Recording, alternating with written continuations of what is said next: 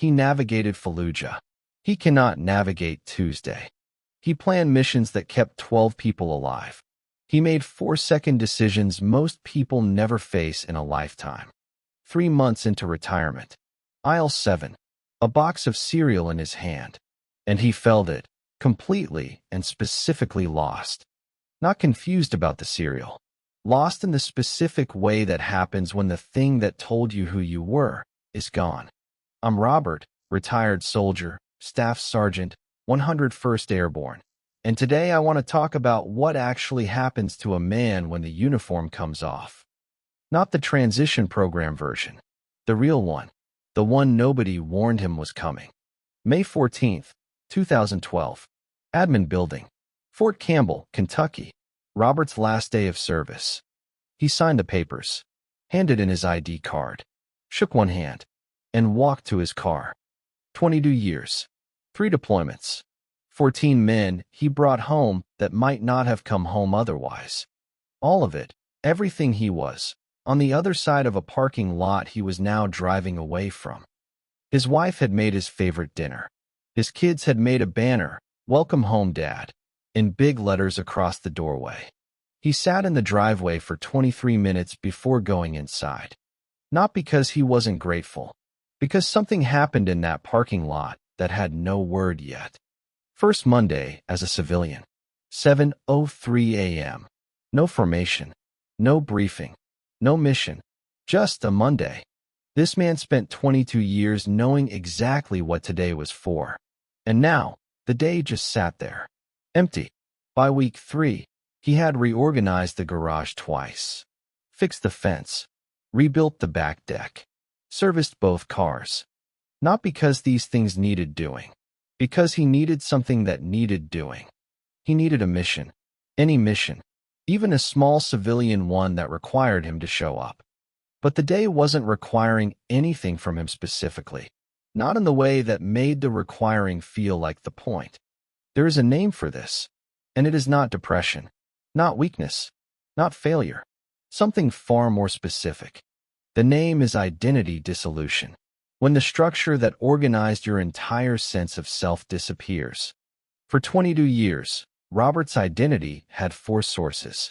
His rank, his unit, his mission, his men. Every morning those 4 things answered.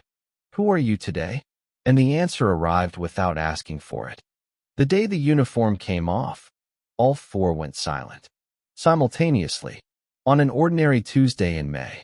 And the silence where the answer used to be, that specific silence, is what Aisle 7 felt like. Dr. David Siegel at University of Maryland spent 4 decades studying military identity and what removal of it does to a man. He found one consistent pattern across every study. Military identity is not like other occupational identities. It is total. A lawyer who retires loses their job. A soldier who retires loses the world that organized everything else. Military identity governs how you dress, speak, assess yourself, what you value, who you trust, everything. When a total identity is removed, the research showed a specific 3-phase response. Always. Phase 1, functioning on momentum.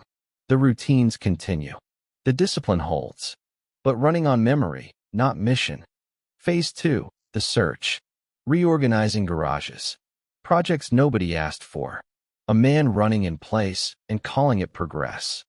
The man is not lost. He is searching for the replacement of the 4 sources that went silent on May 14th. Phase 3, resolution or drift. Men who find new mission rebuild.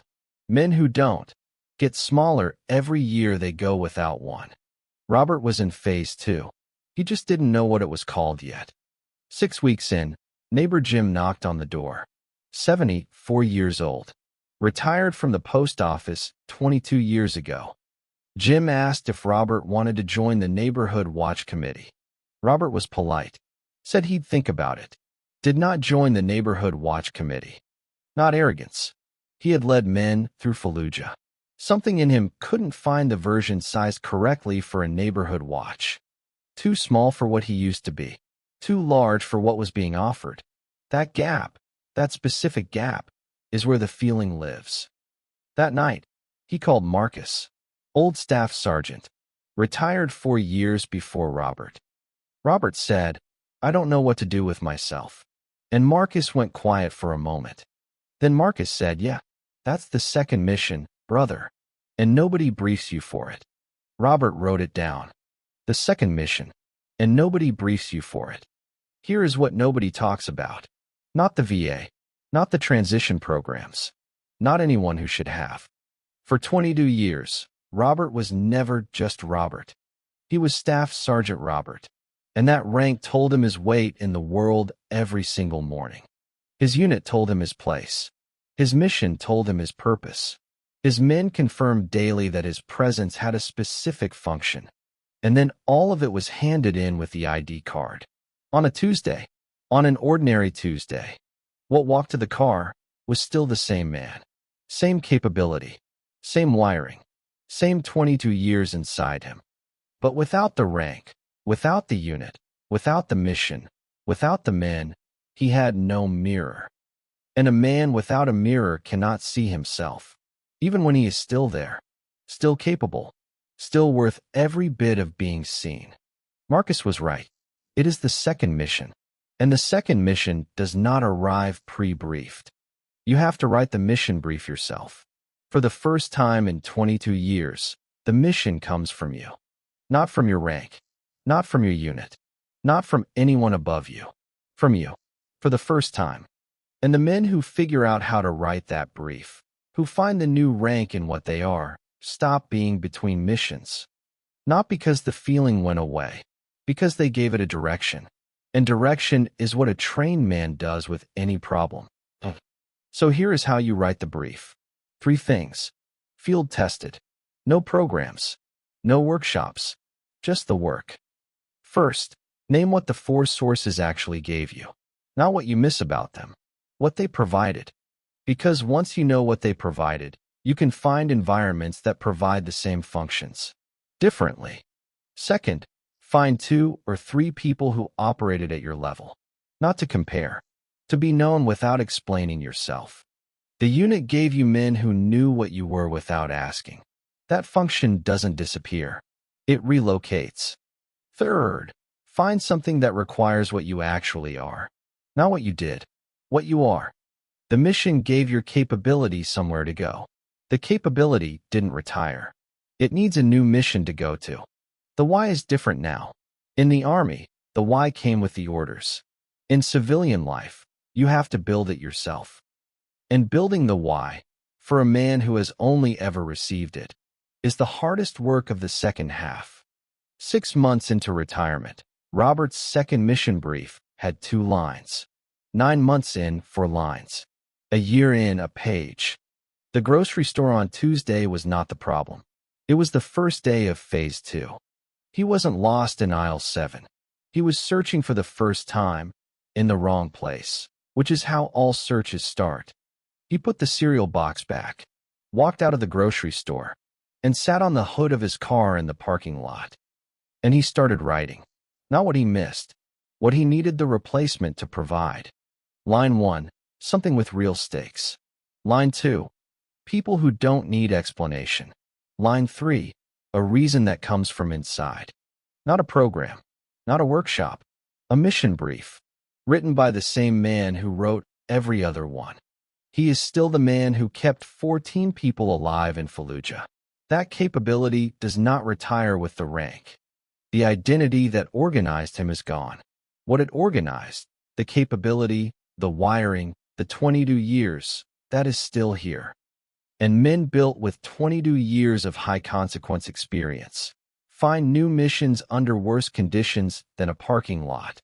3 years after May 14, 2012, Robert's second mission brief had a full page, and he was running toward it. He is not between missions anymore. He wrote the brief. He found the objective. He moved toward it.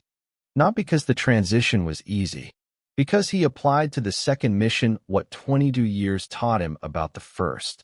He assessed the situation. He identified the objective. He moved toward it, even without the full brief. That is the second mission. Write the brief yourself, from what you actually are, starting today.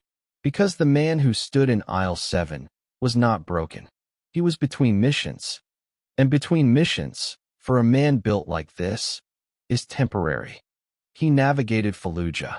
He will navigate this. It requires the same thing, moving forward under difficult conditions. The uniform came off. What it built in him did not. It is still running. Right now. The second mission doesn't come with orders. It comes from the man who built himself through 22 years of the first. May 14, 2012. He drove away from Fort Campbell without a brief, without knowing what came next. 3 years later, he had the brief. He had the objective. He was running. Between those two moments, all that happened was he wrote the brief. The second mission, and nobody briefs you for it. And the writing of it is the whole work. He is not lost. He is unbriefed. And a soldier who is unbriefed is not a soldier who cannot fight. He is a soldier waiting for the brief. And for the first time, the brief is his to write. If you know a man standing in aisle 7 right now, this is for him. The man who reorganized the garage 3 times. The man who sits in the driveway before going inside. The man who answered one question perfectly for 22 years and has no answer for Tuesday. He is not broken. He is between missions. And those two things are completely different futures. Give him this video. Not tomorrow. Right now. Because the brief cannot be written without the right frame first. He navigated Fallujah. He will navigate this. Share this with him right now. He is between missions. The brief is his to write. Drive on.